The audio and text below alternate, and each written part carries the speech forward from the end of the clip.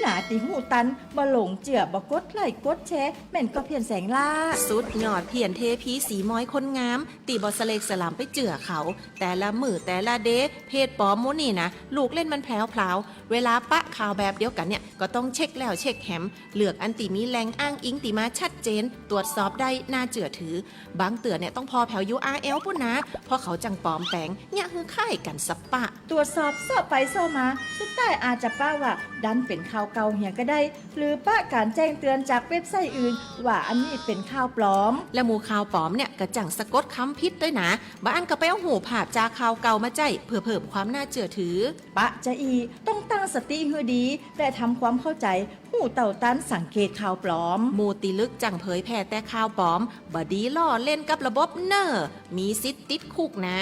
ปรารถนาดีจากสำนักประชาสัมพันธ์เขต 3 กรมประชาสัมพันธ์จังหวัดลำพูนขับเคลื่อนมาตรการบังคับใช้กฎหมายและระเบียบที่เกี่ยวข้องในการควบคุมการจำหน่ายและใช้บุหรี่ไฟฟ้าในพื้นที่มุ่งสู่การเป็นจังหวัดปลอดบุหรี่ 100% ผู้ใดขายหรือให้บริการบุหรี่ไฟฟ้ามีความผิดตามพรบคุ้มครองผู้บริโภคพุทธศักราช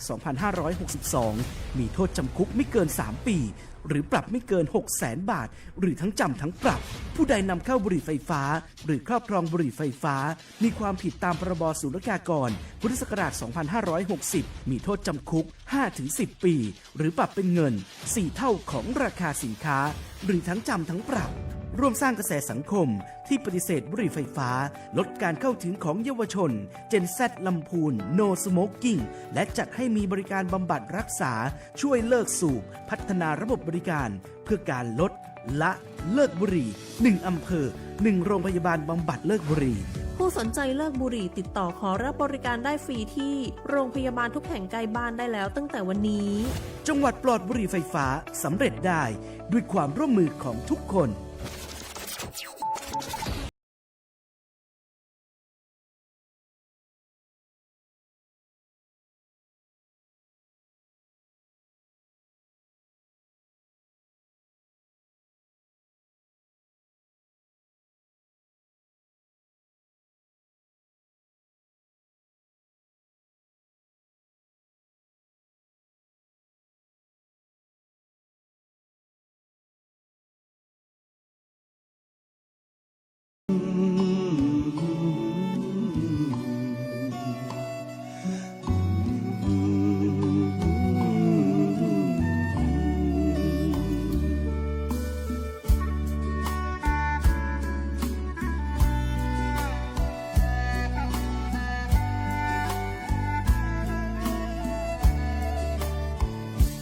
สายลม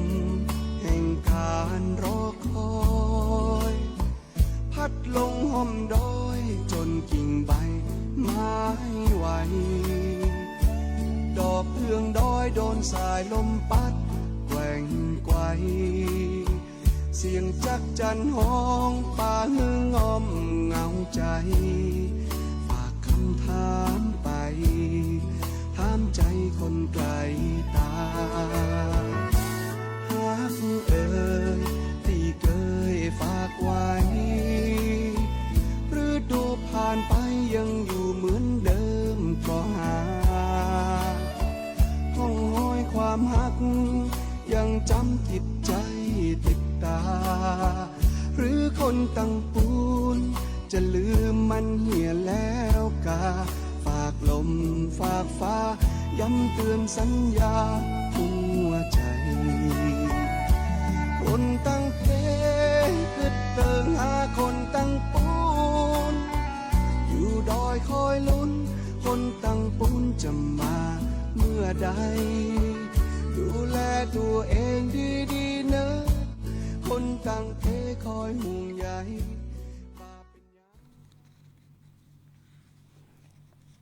สวัสดีเจ้าปิ๊กมาปะกันแฮมแล้วนะเจ้ากับรายการมอลปูนจวนอู้เรื่องสุขภาพนะเจ้าทางสวท สวทละปูน FM 95 เมกะเฮิรตซ์นะเจ้าขอสวัสดีผู้ฟังที่อยู่ทางบ้านแล้วก็รับชมผ่าน Facebook Live ของสวทละปูน FM 95 ทุกท่านนะเจ้าวันนี้นะเจ้าอ้อกับพี่นกนะเจ้าได้ปิกมาปะกันแฮมแล้วนะเจ้าในการที่จะมาอู้คุยกันวันนี้เขาแนะนำตัวแฮมสักรอบเจ้าพี่นกเจ้า เจ้าได้เลยค่ะน้องอ้อ เจ้าอ้อพิมพวันเขยตานะเจ้าอยู่กลุ่มงานส่งเสริมสุขภาพเจ้า เจ้า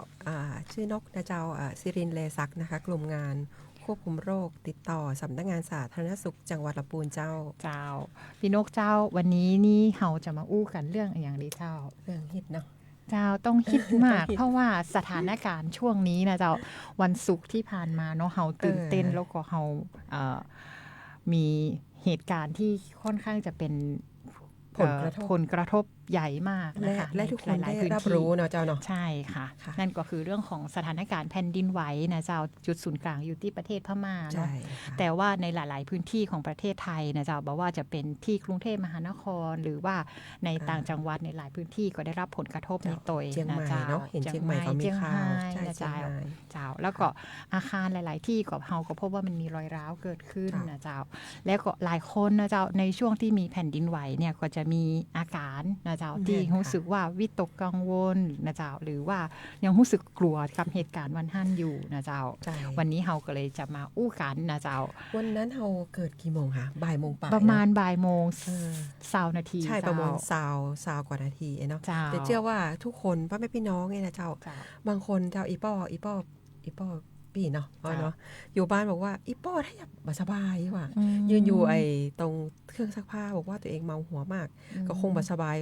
เปิ้นมีโรคประจำตัวอยู่แล้วเนาะเปิ้นก็มาเล่าให้ฟังหลังเหตุการณ์ว่าก็วิตกกังวลอยู่เจ้า เจ้า แล้วก็ไปเจอแม่ค้าบอกว่าไปป้าแม่ค้าก็ถามแม่ค้าที่ขายกับข้าวเนาะเปิ้นบอกว่าเปิ้นยังมีอาการเมาหัวบ่หายอะค่ะก็อาจจะมาจากเหตุการณ์นี้ตัวก็หาเนาะ ใช่เจ้า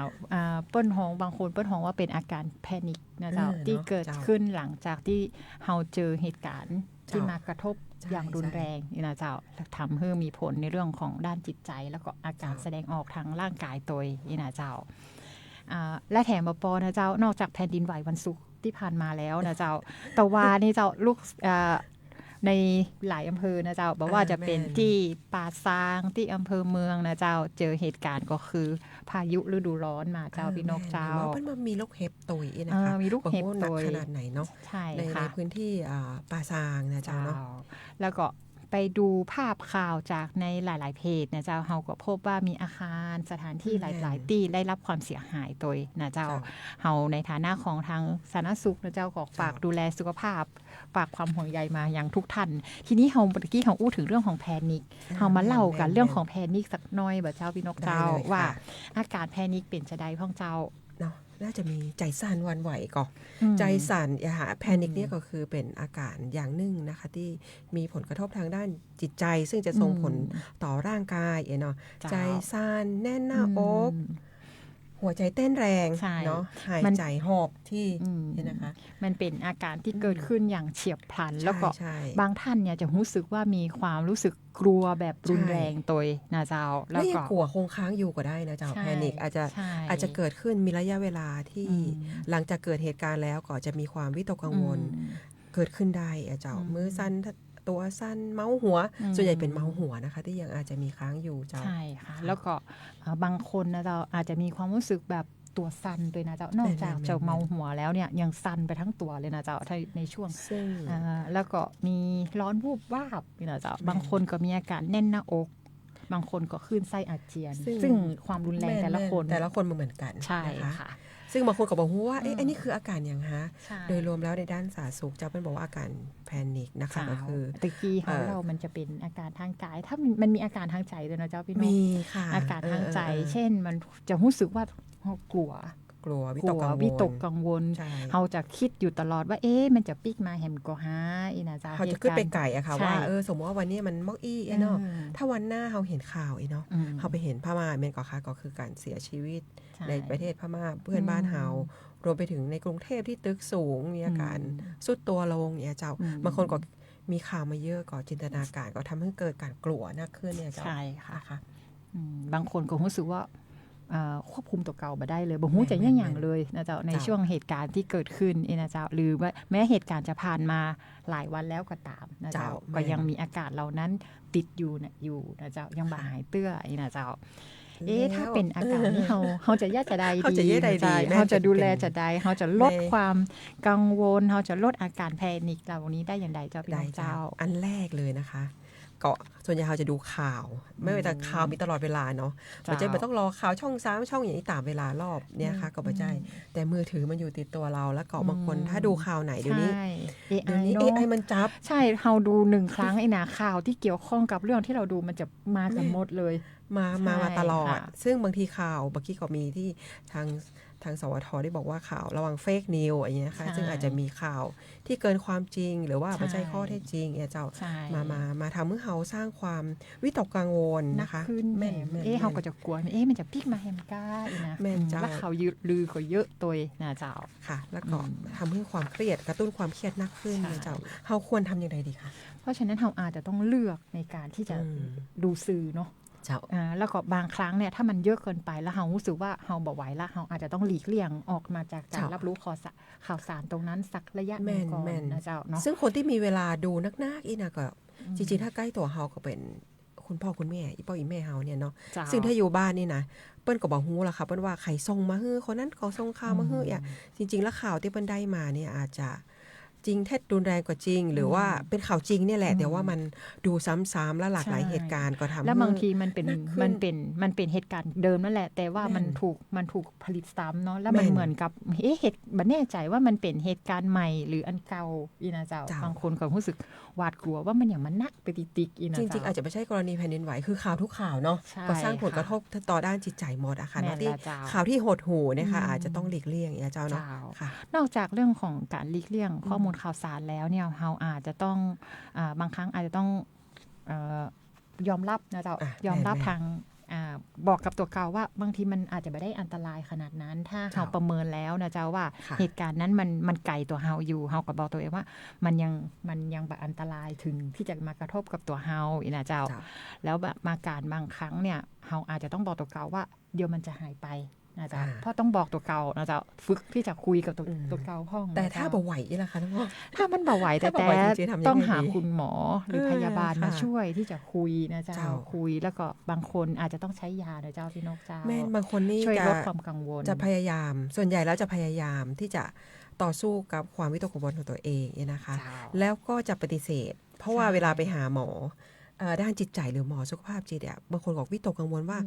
เขาไม่ได้ผีบ้าเขาจะไปย่างอย่างค่ะเนาะซึ่งตอนนี้เขาต้องเปิดใจแล้วก็เปลี่ยนวิธีคิดเจ้าว่าจริงๆแล้วอ่ะการไปคุยกับคุณหมอที่เชี่ยวชาญรวมไปถึงการรับประทานยาอย่างที่น้องอ้ออู้เนี่ยมันสามารถช่วยลดให้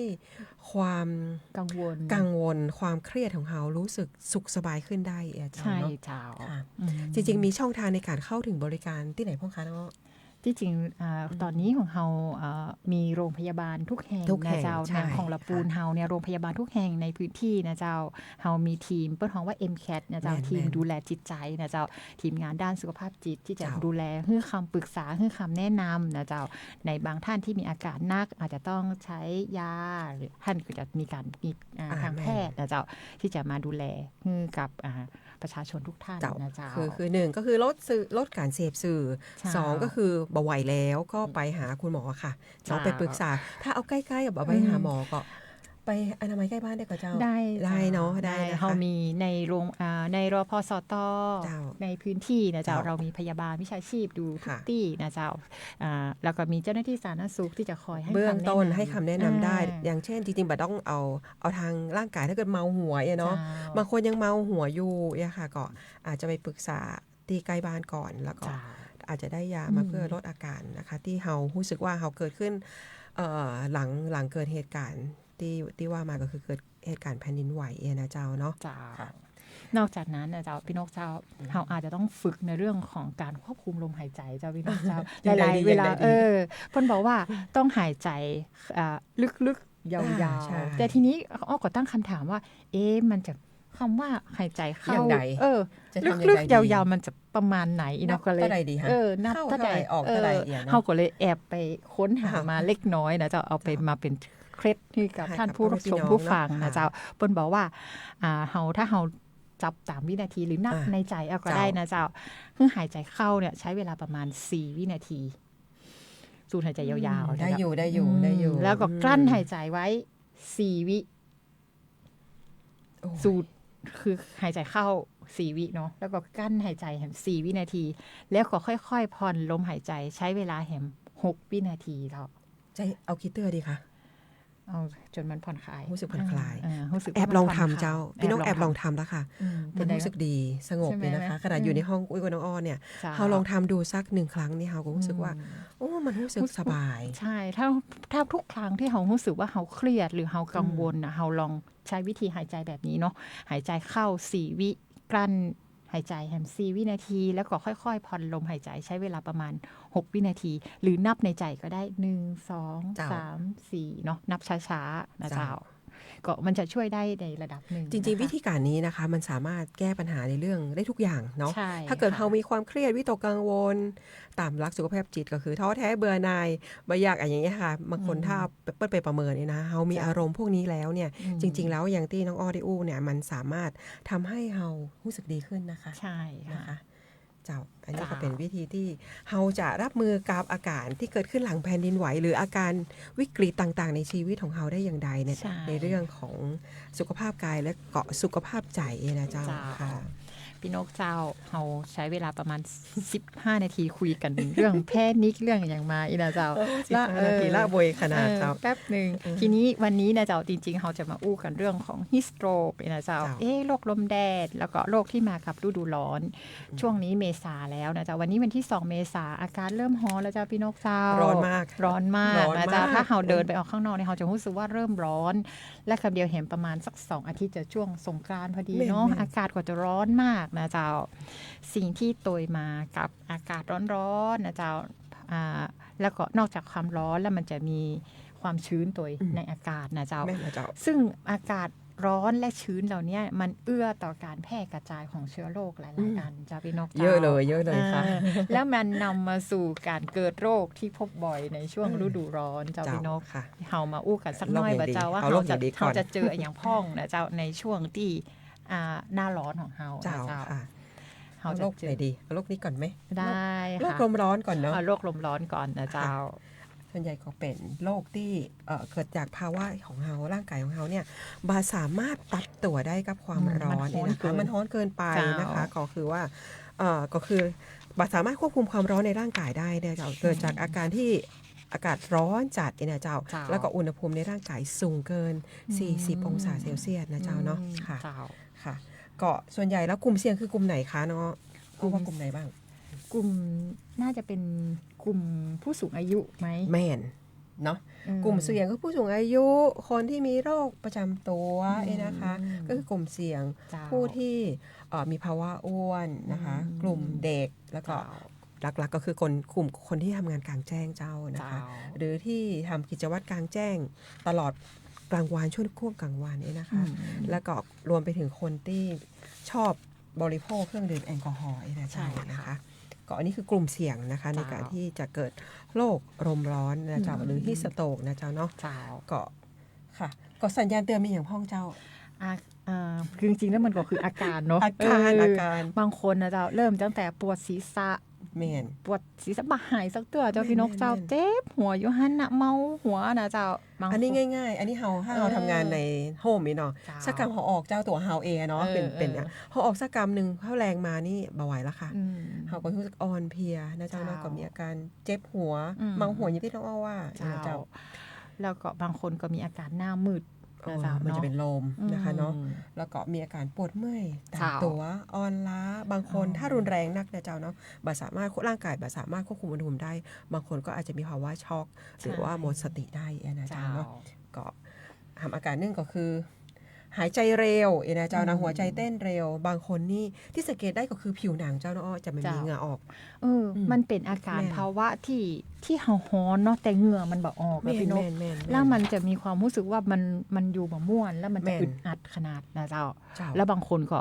อยู่ในพื้นที่แคบอากาศถ่ายเทแบบเพียงพอ แม่น เนาะบางคนก็เลยเป็นลม ค่ะ นะเจ้า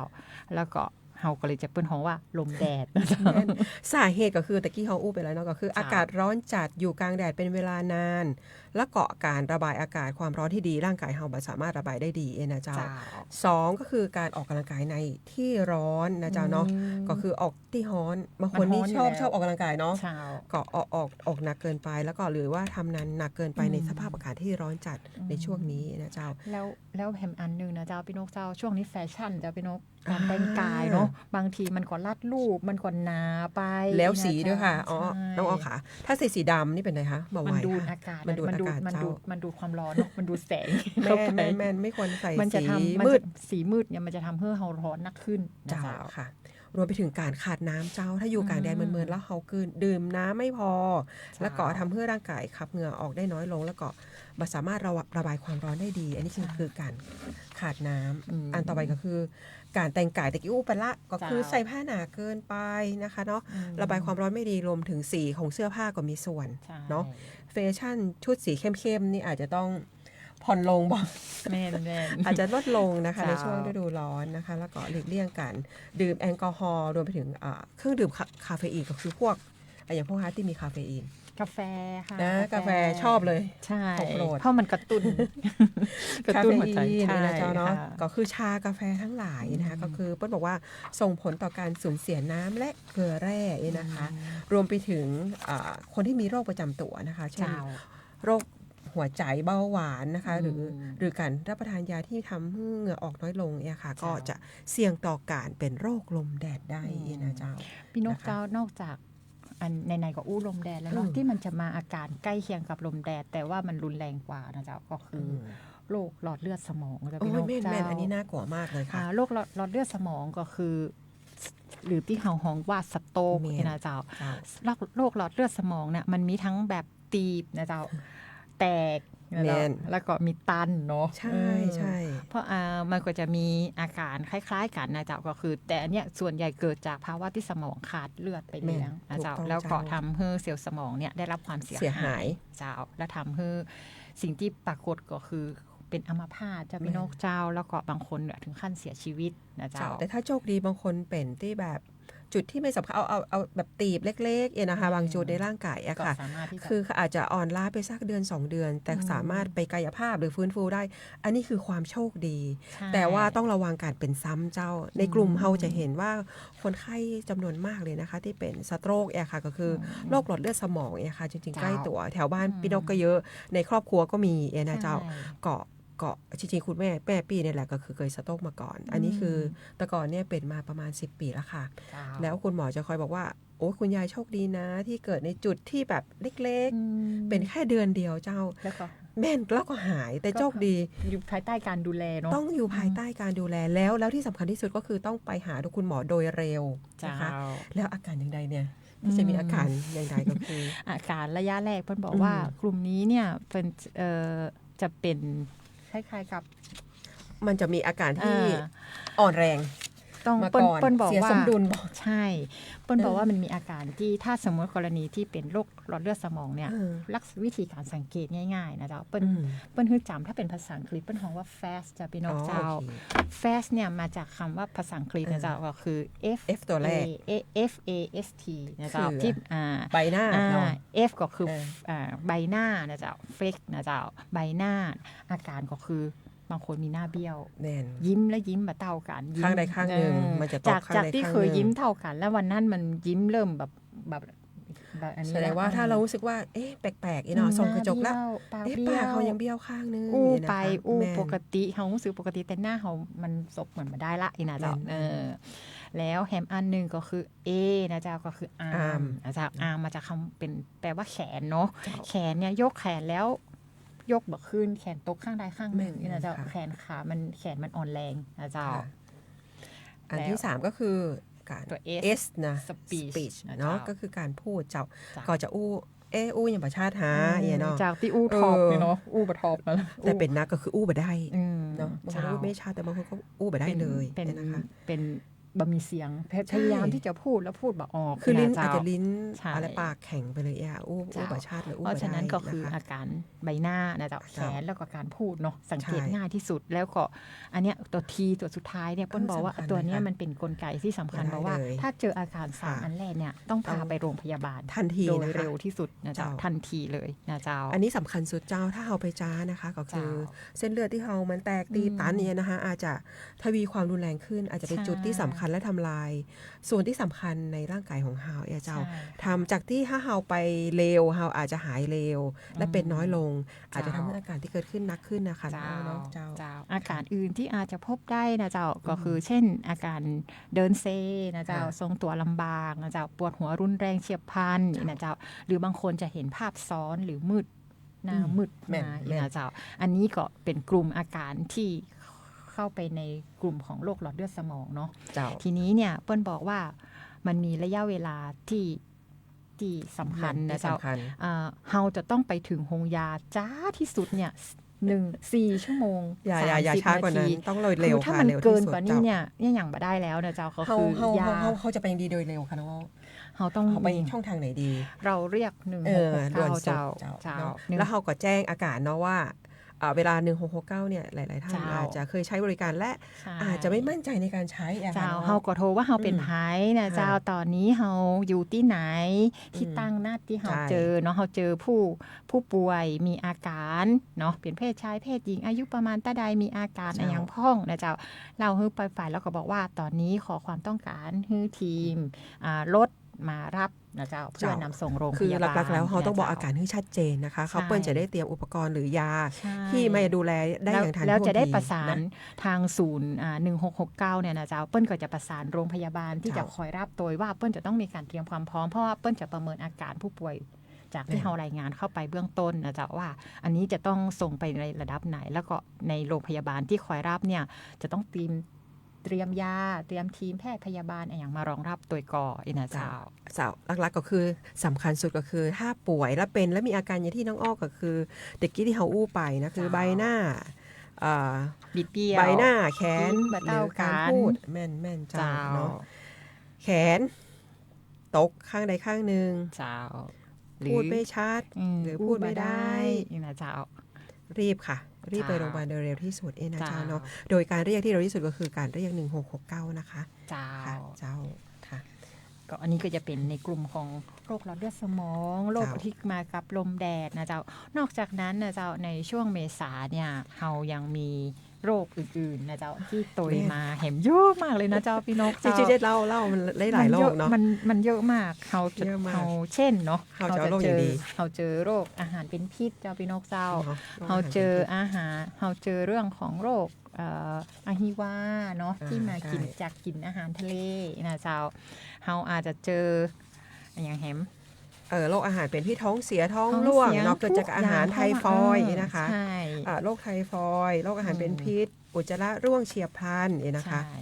ก็อันนี้คือเป็นโรคที่เกิดจากอาหาร ใช่ บอกว่าจากเชื้ออะไรอย่างอาจจะเกิดจากเชื้อแบคทีเรียหรือเชื้ออื่นๆก็ได้ หรือแม้แต่กระทั่งไวรัสตับอักเสบชนิด A ใช่ นะเจ้า ใช่ โรคบิดโรคพยาธิหลายๆโรคเลยนะเจ้าที่มาพร้อมกับช่วงฤดูร้อนนะ จะ เจ้า เกิดจากหลาย ๆ เชื้อนะคะแบคทีเรีย ใช่ ไวรัสปรสิตหรือสารพิษที่ปนเปื้อนมากับอาหารนี่นะเจ้า เจ้า อันนี้ก็คือเราสามารถป้องกันได้คือการรับประทานอาหารที่ ปลอดภัย ปลอดภัยอย่างไรดี มันต้องสะอาดเนาะเจ้าพี่นกเนาะ สุกใหม่ ๆ เนาะ บ่มีรอยเน่าเสียอีนาเจ้า บางคนหน้าฮ้อนเป็นไรคะสมมติว่าบางบ้านเพื่อจะทำกับข้าวตอนเช้าเพื่อจะวางไว้บนโต๊ะ เสร็จแล้วก็กินกลางวันอีก หรือบางที ก็ ก็ กินแฮมได้ กินแมลงแฮมลอย นี่เท่าแรงของเราอันนี้เสี่ยงมากเลยค่ะพ่อแม่ ใช่ พี่น้องเจ้าเนาะเสี่ยงต่อการเกิดเชื้อที่เราต้องการน่ะจะไปอยู่ในอาหาร แล้วถ้าเราเปิดไม่ปิดมิดชิด ก็จะมีแมลงวัน ซึ่งแมลงวันเนี่ยเป็นตัวเชื้อโรคตัวดีเลยเนาะที่ทำให้เกิดเชื้อโรคที่ไม่พึงประสงค์ที่เมื่อเรารับประทานเข้าไปเนี่ย มันก็จะเกิดโรคจากอาหารได้นะคะเนาะ มันมีการฟักตัวอย่างรวดเร็วนะ ใช่ เจ้า ใช่เจ้า แล้วเราจะป้องกันโรคจากอาหารได้อย่างไรดี ต้องบอกว่าต้องป้องกันโรคอย่างไรต้องกินอาหารที่ปรุงสุกนะเจ้า แม่น พี่นก ค่ะ เจ้า ถ้าเราไปซื้ออาหารถุง อืม ได้ก่อน ได้ ได้เนาะ ได้แต่ว่าเราอาจจะต้องเอากลับมา อุ่นมะอุ่นเนาะ หรืออุ่นให้มันร้อนนะไม่ใช่แค่ ต้อง ให้มัน เดือด เนาะต้อง ต้องให้มัน อุ่นให้เดือดนี่นะ ใช่ คะ ค่ะ ก็คือควรรับประทานอาหารก็คือบ่ควรข้ามคืน หรือว่าตั้งหม้อแกงนี่เนาะง่ายๆก็คือตั้งไว้ทั้งนอกแล้วบ่ได้เก็บเข้าตู้เย็น น่าจะคนต้องเก็บบางคนจะกินอาหารเดิมแล้วก็เอามาอุ่นซ้ำเองนะคะ ก็ต้องอุ่นให้ร้อนแล้วก็ ใช่ เสร็จแล้วก็เก็บ อืม ในตู้เย็นให้มีชีสนี่นะเจ้าเนาะค่ะ แล้วก็ อันที่สองก็คือ ต้องบอกว่าอาหารหนึ่งแต่กี้เขาบอกว่าปรุงสุกเนาะ ปรุงสุก อาหารบางอันเนี่ยมันจะเป็นอาหารที่มันบะสุกอะพี่นกเปิ้นกินแบบ ได้ไหมเฮาไปเดินตามกาดบอกว่ากาดบอกว่ากาดไหนนะเฮาจะเห็น ใช่ อาหารพวกแบบของสดที่มาปรุง ใช่ เอามายำแล้วขายให้เฮาอีเนาะ ใช่ เฮาต้องดูว่าในกลางแดดที่ร้อนๆเนี่ยเฮาก็ต้องผู้บริโภคควรตัดสินใจในการบริโภคเฮาก็ต้องบริโภคในที่เฮาเชื่อว่ามันจะปลอดภัยนะคะ ใช่ หน้าร้อนก็หลีกเลี่ยงหน่อยจะดีกว่า ใช่ เนาะจะหลีกเลี่ยง แต่ หน่อ กี้ ย พี่น ก็ ก ดี บอกว่าอาหารบางอันเนี่ยอาจจะต้องเก็บในที่มันแช่เย็นแช่แข็งนะเจ้า ใช่ เปิ้นบอกว่าอย่างน้อยแช่เย็นเนี่ยอุณหภูมิจะต้องต่ำกว่า 5 องศานะเจ้าพี่นก ถึงจะเหมาะสมนะคะเนาะ ใช่และอุ่นร้อนอย่างที่พี่นกบอกเนาะ แม่นคนอุ่นร้อนอย่างน้อย60องศา เจ้า เฮาวัดบ่ได้ก็เอาเดือดเลย แล้วอันที่อยู่ที่ตู้เย็นนะเจ้าถ้ามันค้างกี่มื้อนี่ก็ตัดใจนะเจ้า โดยเฉพาะอันนี้เพิ่มเติมก็คือของที่เป็นกะทิเจ้าควรรับประทานอาหารที่1วันแกงกะทิต่างๆเองนะคะ เจ้า เปิ้ลไม่แนะนำให้ที่อยู่ในตู้เย็นหลายวันแล้วเอามารับประทานเนี่ยเจ้า อันนี้ก็คืออาจจะเกิดโรคจากทางการกินได้เองนะเจ้าเนาะ ค่ะ รวมไปถึงในเรื่องของการล้างมือเนาะ ใช่ มือเฮานี่ไปจับ สารพัดเลย สารพัดอย่างเขาแล้วเราก็พูดเรื่องมือไปละ ใช่ จริงๆ ค่ะ ทุกโรคมันป้องกันด้วย ในการป้องกัน ในการป้องกัน ล้างมือ ล้างมืออันดับแรกเลย เพราะว่า ล้งมือ เฮาเนอร์เขานึ่งบ่ ใช่ ที่บ้านเนอร์เขานึ่งนะเจ้า เจ้า แต่ถ้าเราว่าล้างมือเราก็บ่ปลอดภัยนะคะเราอาจจะเอาเชื้อโรคเข้าปากได้นะเจ้าเนาะหลีกเลี่ยงอาหารที่ปรุงไม่สุกเช่นลาบของอร่อยเลยค่ะลาบดิบลำก็เจ้า อ๋อไม่ได้กินกิน แซว ลา นะ บสุก ค่ะ พี่น้องก็กินลาบสุกเจ้า กินสเต็กอีกนะบางคนชอบสเต็กแบบต้อง แบบ สุกนัก แรกอะ แลหน่อย เอออ อะไรเงี้ยนะก็คือสเต็กก็ต้องแบบค่อยสุกถึงจะอร่อยหน้าฮ้อนกว่าหลีกเลี่ยงหน่อยนะคะ เพราะว่า เจ้ามั มันก็เสี่ยงนะเจ้าเนาะ เจ้า ค่ะค่ะ อันนี้ นอก ก็เป็ จาก นโรค อาหารและน้ำแล้วเราพี่นกเจ้า น้ำก็ต้องน้ำสะอาดนะเจ้าเนาะ อืม ก็คือเพื่อนบอกว่าน้ำสะอาดที่ผ่านการฆ่าเชื้อ บางคนบอกว่าต้มเลยดีก็ฮะ ต้มได้ก็ดี ได้ จ้ ก็ดีเนาะได้ยิ่งดีนะคะ ต้ ห ม รือ เดื ว่า อด บางคน อืม ก็ซื้อน้ำขวด ใช่ มารับ แต่ ประทาน แต่ก็ต้องดูที่มันมีมาตรฐาน มาตรฐาน และคว นะ ปลอด คะ ภัย ได้รับ ตัว ความ นะเจ้า รับรองมีอ เจ้า อยก่อเนะเจ้า เจ้า น้ำดื่มที่เรารับประทานก็ เจ้า ดูหน่อยนะเจ้า เจ้า เนาะก็น้ำมันมีน้ำกลิ่นแล้วก็น้ำใช้ด้วย ใช่ นะคะ บางคนน้ำที่เอามาซักล้างเอามาล้างพักล้างวัตถุดิบ แม่น เนาะ แม่น ก็ ล้าง ต้อ ผั ง กล้าง เป็นน้ำ เนื้ สะ อสั อา ต ด ว์ นะเจ้า ควรเป็นน้ำสะอาดนะคะ เจ้า ก็หลีกเลี่ยงน้ำแข็งด้วยไหมคะน้ำมันฮ้อนนะคะ ใช่หลายครั้งนะเจ้าที่สั่งสาธารณสุขเจอสถานการณ์เจ้าการโรคอุจจาระร่วงระบาดอีนะเจ้า หรืออาหารเป็นพิษอย่างอีนะเจ้า แล้วเขาก็ไปเจอต้นตอเนาะหลายๆครั้งเขาเจอที่หลังน้ำแข็งเจ้าพี่นกเจ้า เห็นไหมมันเสี่ยงได้เนาะ ใช่ เปิ้ลบอกว่าถ้าเลี่ยงได้ก็เลี่ยงอย่างนี้นะคะ อืม แต่ถ้าเลี่ยงบ่ได้เราก็อาจจะต้องเราจะต้องเลือกซื้อน้ำแข็งที่ผ่านการผลิตอีกก่อน อืม บางทีก็เลี่ยงยากเนาะสิ่งเนี้ย ใช่ มันเป็นเรื่องที่เลี่ยง เรา ยาก ก็ต้องดูนิดนึงเนาะว่ามันสะอาด อ่ามั มันอันนี้ไหมภาชนะที่บรรจุ แม่ ไม่ น ใช่แบบว่า ถัง โ เคลอะนี่เนาะ เพราะว่าแค่เอามือไปหยิบเปิดฝาก็ปนเปื้อนไปแล้วอย่างเงี้ย คือบ างที หลายๆ น้ำแข็งอาจจะไม่เปื้อนเนาะ คือหลายๆ แต่ภาชนะ ใช่ ที่มันบรรจุน้ำแข็งอ่ะ หลาย มัน ๆ เปื้อน ภาชนะน้ำแข็งเราจะเห็นว่าบางตี้นะแบบ เจ้า บ่ได้ระบุอาจจะมีการใช้ภาชนะน้ำแข็งที่ใส่อาหารแช่แข็งอาหารที่จะเนื้อหมูเนื้ออะไร ใส่ ซึ่ง ไป ปะปน หลายๆอย่าง ในถังน้ำแข็งเสร็จแล้วเฮาก็เอาน้ำแข็งนั้นอ่ะมาบริโภค โอ้ฟังอีเฮาก็กลัวเหมือนกันนะคะ แม่นละ เนาะอาจจะไม่สะอาดและมีการปนเปื้อนได้เจ้า ใช่ค่ะ ค่ะเนาะก็อันนี้เฝ้าระวังเรื่องน้ำนะคะ เจ้า นะว่าเราจะต้องใช้น้ำอย่างไรให้ปลอดภัยทั้งน้ำกินและน้ำใช้นะเจ้า แม่น เนาะ ละเจ้า ค่ะ แล้ว รวม นอกจาก ไปถึง นั้นมันก็จะมีบางทีมันก็นอกจากจะเป็นตัวอาหารตัวน้ำแล้วเนี่ยมันก็ยังมีเรื่องของพาหะนำโรคนะเจ้าพี่นกเจ้าแต่กี้พี่นกโผล่มานิดนึงที่บอกว่าอาจจะมีแมลงวันมาเกาะอาหารเนาะนอกจากแมลงวันแล้วมันมีอันอื่นทำกับเจ้าพี่นกเจ้า เยอะเจ้าบ้านเฮาอะมีหนู มีหนู มีแมลงสาบในครัว ในครัว นะคะ นี่เยอะเลยนะคะ บางทีถ้าเฮาอยู่ให้มันมานะคะ เจ้า มันจะมาตอนเฮาบ่อยู่เจ้า อืม แม่นก่อนมันจะมาตอนที่เฮาไม่อยู่ถ้ามีคนอยู่นะคะถ้าเฮาทิ้งอาหารโดยไม่ปิดบ่ได้ครอบไว้เฮาเอาวางละไว้ก็ทำให้อาหารท่านน่ะโดนแมลงวันสัตว์ที่แบบเป็นพาหะนำโรคเนาะมาแทะกินเลยนะเจ้าแล้วมันก็จะทิ้งไอตัวเชื้อโรคที่มันอยู่ตัวมันอยู่ในอาหารในน้ำของเฮานะเจ้าค่ะรวมไปถึงการล้างภาชนะและอุปกรณ์ในการล้างจานนะคะให้สะอาดนะเจ้าผ่านน้ำไหลนะคะก็คือบางคนเอาไปตากแดดพอล้างเสร็จก็ไปตากแดดแต่ก็ต้องระวังฝุ่นนะคะเนาะใช่ค่ะเจ้านะคะล้างให้สะอาดผึ่งก่อนแห้งเอามาใช้นะเจ้าแล้วก็การล้างมือหลังใช้ห้องน้ำจริงๆแล้วล้างมือมันต้องล้างบ่อยๆนะพี่นกเนาะล้างทั้งก่อนที่เราจะ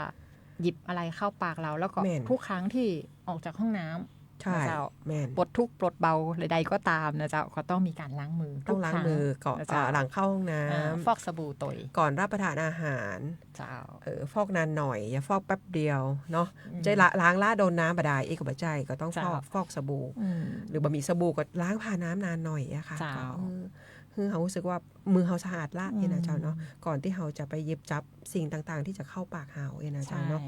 ค่ะแล้วก็เน้นย้ำนะจ๊ะว่าต้องกินอาหารที่ปรุงสุกสะอาดแล้วก็เก็บรักษาอย่างเหมาะสมนะจ๊ะกินร้อนช้อนกลางกินร้อนช้อนกลางล้างมือก็ยังจำเป็นอยู่นะจ๊ะป้องกันโรคได้หลายโรคนะจ๊ะแล้วก็ทั่วน้ำกำก็คือการดื่มน้ำสะอาดที่ผ่านการกรองหรือต้มนะคะหรือน้ำบรรจุขวดที่มีมาตรฐานนะเจ้าเนาะค่ะล้างมือก่อนกินแล้วก็ป้องกันการปนเปื้อนจากแมลงโดยเฉพาะหน้าร้อนก็หลักๆก็แมลงวันเนาะแมลงวันที่จะคอยไปจับจากที่นั้นจับอย่างที่สิ่งปฏิกูลแล้วมาจับอาหารเฮานะเจ้าก็จะทำให้เฮาได้รับสารปนเปื้อนนะคะจากพาหะนำโรคได้ที่เกิดจากแมลงได้นะเจ้าเนาะเจ้าค่ะอย่างต่อดีฮะอย่างต่อดีโอ้เฮาเหลือเวลาแหมเล็กน้อยนะเจ้าพี่นกเจ้าถึงแม้ว่าช่วงนี้เฮาจะบอกว่าเฮาเข้าหน้าร้อนเนาะแต่สิ่งหนึ่งที่เป็นผลกระทบแล้วก็เฮายังอยู่กับมันมาช่วงหนึ่งแล้วก็ยังคงอยู่ณตอนนี้ก็คือเรื่องของปัญหาจากฝุ่นละอองขนาดเล็ก PM 2.5 เจ้าพี่นกเจ้าวันนี้บ้านเฮาตะวันอ้อดู 2-3 วันที่ผ่านมามันเป็นสีแดงทั้งจุดตรวจวัดที่อำเภอเมืองแล้วก็ที่อำเภอลีนะเจ้าแต่วันนี้หันไปสีส้มนะเจ้าเมื่อเช้านี้เนื่องจากว่ารถเมื่อวานนี้มีฝนตกพี่แอบมองก็คือจริงๆแล้วบอกว่าก็มีฝนตกเนาะวันก่อนตกน้อยนึงลงมาเหลือพี่แอบดูก็60ก็ยังมันน้อยนึงแต่วันนี้ดีขึ้นเนื่องจากว่าเพราะค่าอากาศของวันนี้คือการประมวล24ชั่วโมงของเมื่อวานนะจ๊ะแต่ว่ามีฝนตกมาบางช่วงไอ้ฝุ่นมันปริมาณมันลดลงนะจ๊ะเนาะอันนี้ฝนก็มาช่วยน้อยนึงใช่ค่ะแต่ยังก็ทำให้ตัวเลขมันลดลงแต่ก็ยังเป็นสีส้มอยู่ก็ยังเป็นค่าที่เราต้องเฝ้าระวังและป้องกันในผลกระทบจากฝุ่นละอองที่อาจจะกระทบต่อสุขภาพเราโดยการที่เข้าผ่านระบบทางเดินหายใจของเรานะเจ้าเนาะเพราะว่าเราจะต้องป้องกันอย่างใดในการผลกระทบจากฝุ่นละอองค่ะดับแรกเลยเราต้องอู้ถึงหน้ากากอนามัยเจ้าพี่นกหน้ากากป้องกันฝุ่นนะเจ้าเพราะว่าจะเป็นหน้ากากอนามัยนะเจ้าในพื้นที่ที่มันหนาแน่นหรืออันนี้อาจจะต้องใช้ N95 นะเจ้าแต่ถ้าอยู่ในสภาพอย่างน้อยนะเจ้าก็คือถ้ามันแบบมีแต่นะเจ้าพี่นกเราใช้ธรรมดาได้ก็ค่ะได้เนาะได้อยู่เจ้านะสามารถใช้หน้ากากธรรมดาได้นะเจ้าที่เราขายทั่วไปเราก็สามารถการกรองอาจจะไม่ได้นักเต้าพีเต้ากับ N95 แต่ว่าก็สามารถช่วยได้นะเจ้าได้ระดับหนึ่งเนี่ยนะคะแต่ถ้าจะให้ดีที่สุดคือ N95 ลองลงมาอาจจะเป็น N94 อนามัยทางการแพทย์นะเจ้าประสิทธิภาพของหน้ากากอนามัยแต่ละชนิดก็จะลดลั่นกันลงไปนะเจ้าแต่ก็ยังดีกว่าไม่ใช้เลยเนาะแต่ยกเว้นถ้าท่านอยู่ในห้องที่มิด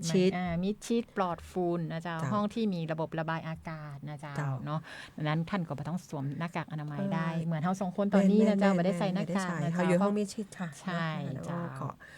มีที่กรองอากาศเขาก็จะมีวัดค่าได้ว่าเฮาอยู่ในที่เซฟเนอะเป็นห้องที่เซฟโซนปลอดฝุ่นนะคะก็คือค่าที่ต่ำนะเจ้าก็เป็นห้องที่ปลอดภัยหลักๆแล้วถ้าพ่อแม่พี่น้องเจ้าเขาได้ยินข่าวเนาะว่าวันนี้สีแดงสีส้มสิ่งที่ทำโดยเฉพาะท่านต้องหยิบมาพร้อมกับออกบ้านมาท่านต้องหยิบหน้ากากอนามัยติดตัวมาเลยนะเจ้าถ้าจำเป็นต้องออกบ้านก็ต้องใส่หน้ากากแต่ถ้าไม่จำเป็นโดยเฉพาะกลุ่มเสี่ยงเจ้าเนาะกลุ่มผู้สูงอายุหรือคนที่มีโรคประจำตัวเรื่องระบบทางเดินหายใจนะคะควรจะอยู่กับ บ้านเนาะ เจ้า ก็อยู่กับบ้านไปก่อนนะคะ อืม ฟังออกไปนอกบ้านเตื้อนะเจ้า ล เนาะ ดกิจกรรมกลางแจ้งตัว ใช่ นะเจ้า ใช่ค่ะ ออกกำลังกายช่วงนี้งดก่อนนะเจ้าพี่นกเจ้า แม่นคนที่บ้านพี่นี่นะเพื่อจะดูค่าฝุ่นก่อนออกเนอะ อืม เปิ้ลบอกว่าเอาวันนี้อากาศบดีมาออกละอย่าเจ้า เจ้า ไอ้พ่อแม่เขาก็จะคอยเตือนเปิ้ลนะว่า อืม วันนี้อย่าเพิ่งออกไปปั่นรถถีบเด้อวันนี้ฝุ่นเยอะ เจ้า เปิ้ลก็จะฟังเฮาแล้วก็ออกไปนะเจ้าเนาะ ปิดหน้าต่าง ใช่ เจ้า ปิดหน้าต่างแล้วก็ บาง บางบ้านเปิ้ลก็อาจจะมีติดแอร์มีเครื่องฟอกอากาศ อันนี้ก็จะเป็นที่ที่ปลอดภัย เจ้า เป็นห้องปลอดฝุ่นนะเจ้าเนาะ เจ้า ค่ะหลีกเลี่ยงอันสำคัญสุดก็คือประกาศทุกวันเลย ใช่ ห้าม ห้ามเผา ห้าม นะเจ้า เผา หลีกเลี่ยง นะคะ การเผานะเจ้าขอความร่วมมือพ่อแม่พี่น้องทุกท่านตัวนะเจ้า เจ้าค่ะ เนาะช่วยกันนะเจ้า เฮาบ่เผาแต่เปิ้ลเผายี่ใดเนี่ย อืม ก็อย่างน้อยเราไม่เผาเนาะ เจ้า มันอาจจะมาต่างถิ่นต่างแดน แต่อันนี้เป็นสิ่งที่เรียกเร่งบ่ได้ เจ้า แต่ที่สำคัญที่สุดก็คือพ่อแม่พี่น้องเจ้าละปูนเฮาควรจะงดเผาในช่วงนี้ไปก่อนนี่นะเจ้า อันนี้เป็น เจ้า ความขอความร่วมมือนะคะอย่างยิ่งนะคะในช่วงนี้นะเจ้าเนาะค่ะ แล้วก็นอกจากนั้นเนี่ยเจ้าเรามีวิธีการดูแลเบื้องต้นบางคนเนี่ยเราพบว่าเจอฝุ่นเยอะๆเนี่ยเริ่มมีอาการ อืม เจ้า ค่ะ พี่นกเจ้า บางคนเนี่ยเริ่มมีระคายเคืองระบบทางเดินหายใจ แม่น รู้สึกว่ามัน มะม่วนอะ มันบ่ม่วนมันหายใจแล้วมันอึดอัดอีนะเจ้า บางคนก็เหมือนเป็นหวัดเลยนะก็มีนะคะ ใช่วันนี้เราก็เลยช่วงท้ายรายการนะจ๊ะเราก็เลยมีเคล็ดเล็กๆนะจ๊ะมาช่วยกันเราจะดูแลตัวเก่าในกรณีที่ได้รับผลกระทบจากฝุ่นละอองขนาดเล็ก PM 2.5 จะได้อีนะเจ้า ค่ะ ถ้าเรารู้สึกว่าเราหายใจบ่ค่อยม่วนอีนะเจ้า เจ้า เราอาจจะลองใช้น้ำเกลือนะ ล้าง เจ้า จมูกดู ล้างจ นี่ มู นะ ก คะ ดูนะเจ้าทำความสะอาดนะเจ้าเบื้อง เจ้า ต้นนะเจ้าใน ใช่ รูจมูกของเฮานะเจ้าเพราะว่าถ้าเฮาสังเกตเนาะปกติเนี่ยเฮาบ่มีน้ำมูกเฮาบ่มีอย่างเลยนะเจ้าแต่ตอน ช่ว เย็ ง น เนี้ยมัน พลิกไป ย นะเจ้า อ เราจะเจอว่ามัน ค่ะ มีเหมือนกับเป็นแผ่นเล็กๆ เป็นไอ้ อย่างหายเนาะ เป็น รู้สึกผิด น้ำมูก ปกติ มันเป็นที่จริงมันเป็นเยื่อเมือกที่จมูกเฮาผลิตออกมานะเจ้าเพื่อที่จะดักฝุ่นส่วนหนึ่งนะเจ้า เจ้าเขาก็ควร เพราะฉะนั้นเฮาก็ต้องดูแลโพรงจมูกของเฮาตัว อ่า นะเจ้า ค่ะ เนาะทำความสะ อันนี้ อาด นี่ ด้วย เป็น น้ำ ส่วน เกลือ หนึ่ง นะ นะคะ เจ้า เนาะ หากมีอาการไอหรือจามมากๆเนี่ยนะเจ้าอันนี้ก็คือร่างกายเอาอาจจะรู้สึกว่าเหมือนคนเป็นหวัดเองนะเจ้าเนาะ เจ้า เราอาจจะต้องกลับมาดูแลตัวเองก็ง่ายๆก็เหมือนที่เราทั่วไปก็คือ ดูแลในเรื่องของการกินนะคะ กินอาหารที่มีประโยชน์ ดื่มน้ำอุ่นแล้วก็พักผ่อนนอนหลับให้เพียงพอ เจ้า นะคะ ไม่ ก็ ทำไม่ ใช่ แต่ออกกำลังกายช่วงนี้ยังบ่ขึ้นห ได้ นัก ในที่ นะ ร่ เจ้า มได้ค่ะเนาะ อืม เนาะเอาในบ้าน เจ้า บ่เนาะถ้าจะออกก็ เจ้า คือออกในบ้านได้เองนะเจ้า เจ้า ก็หลีกเลี่ยงในการที่ไปที่กลางแจ้งเองนะเจ้าค่ะ บางคนนะเจ้ามีอาการแพ้นะเจ้าหรือมีอาการทางเดินหายใจนะเจ้า ค่ะ เช่นหอบหืดนะเจ้าหรือคนที่เปิ้นเป็นโรคปอดอุดกั้นเรื้อรังหรือ COPD อยู่แล้วเนี่ยเปิ้นจะหายใจลำบากนักขึ้นเนี่ยนะเจ้ากลุ่มนี้ต้องยาใดของเจ้าพี่น้องเจ้า โอ้อันนี้ต้องพกยาส่วนใหญ่คนกลุ่มนี้ก็จะมียาใน มี กาย าร พ ป ก ระ ประ จำ จำ ตั ตัว ว เจ้า ถ้ามีการกำเริบเนี่ยอาจจะรีบใช้ยาที่เรามีอยู่ แต่ว่ามาไหวจริงๆเนี่ยนะคะ มีอาการ อาการ ร่วม หนัก หนักขึ้น หนัก เช่น ขึ้น หายใจลำบา แม่ ก นหรือแน่นหน้าอกเจ้า เจ้า นะคะ เจ้า เอา อันนี้ ให้ดี อันนี้ต้องไปหาหมอแล้วเจ้า ต้องรีบไปหาพบแพทย์โดยเร็ว เจ้า นี่นะคะ อืม แล้วอาการอย่างหนึ่งอันนี้พี่นกเจอกับตัวเองก็คือตาค่ะ คันตามากเลย อันนี้ ช่วง ตานี่เนาะ สายตา ดวง เฮา ตา ดวงตาของเรานะจ๊ะอุ้ยคัน เจ้า ตามากเลยบอกว่าเป็นอย่างก็คือ จะมาทุกปีก็คือช่วงฝุ่นละอองเนี่ยค่ะก็คือ เจ้า ส่วนใหญ่ก็มีอาการตาเหมือนยั่วปุกตาบวมเนี่ยนะคะบางคนก็เป็นหน้าเกาะ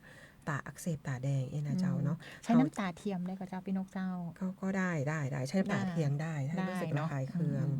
บางคนก็อาจจะมีการล้างตาจริงๆใช้น้ำตาเทียงนะคะน้ำตาเทียมเนาะถ้ารู้สึกระคายเคืองตานะเจ้าเนาะก็ต้องป้องกันนะคะดวงตา เจ้า ของเฮาเวลาเฮาก็ลดการไปสัมผัสด้านนอกนะเจ้าเนาะ เจ้า ค่ะ แต่ก็ยังเน้นย้ำนะเจ้าหากท่านไหนมีอาการรุนแรง หายใจ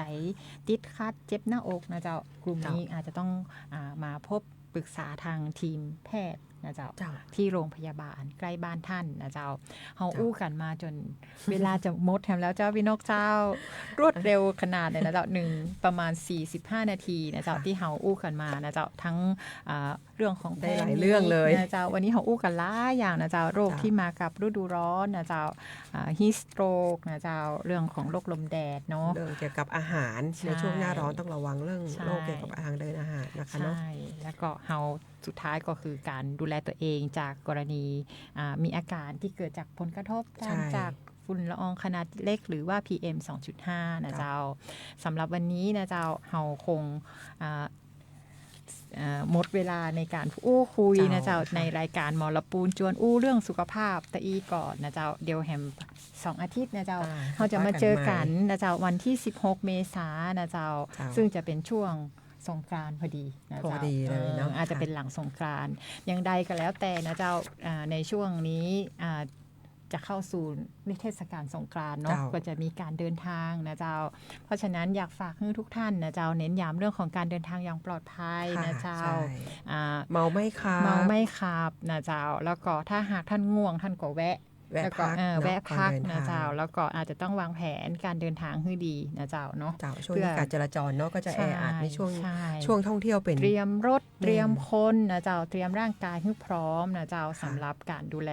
ในตัวเองนะเจ้า แม่น และก็คนในครอบครัวนะ วาง เจ้า แผนกันเล่นน้ำที่ปลอดภัยเลยเนาะ ใช่ เล่นน้ำ ค่ะ สงกรารที่ปลอดภัยต้องทำอย่างไรนะเจ้า ใช่ เนาะ ค่ะจำไว้ได้เลยเจ้าถ้าตัดสินใจถ้าจะดื่มแล้วท่านต้องไม่ขับเนาะถ้าท่านจะขับแล้วต้องไม่ดื่มนะคะเพื่อลดอุบัติเหตุนะเจ้า เจ้าต้องเลือกอันใดอันหนึ่งนะเจ้าเนาะ เจ้า ค่ะ ค่ะ ในวันนี้ทางสองคนนะเจ้าพิมพวันเขียยตานะเจ้าจากกลุ่มงานส่งเสริมสุขภาพพร้อมกับคุณนกศิรินทร์เลศักดิ์จากกลุ่มงานควบคุมโรคติดต่อสำนักงานสาธารณสุขจังหวัดลำพูนขอลาทุกท่านไปตะอี้ก่อนสวัสดีเจ้า สวัสดีเจ้าค่ะ ให้ความเป็นมิตรแด่ผู้เยือนมา ธรรมชาติสดใสแมกไม้นานาหมู่มวลพฤกษาลานตาท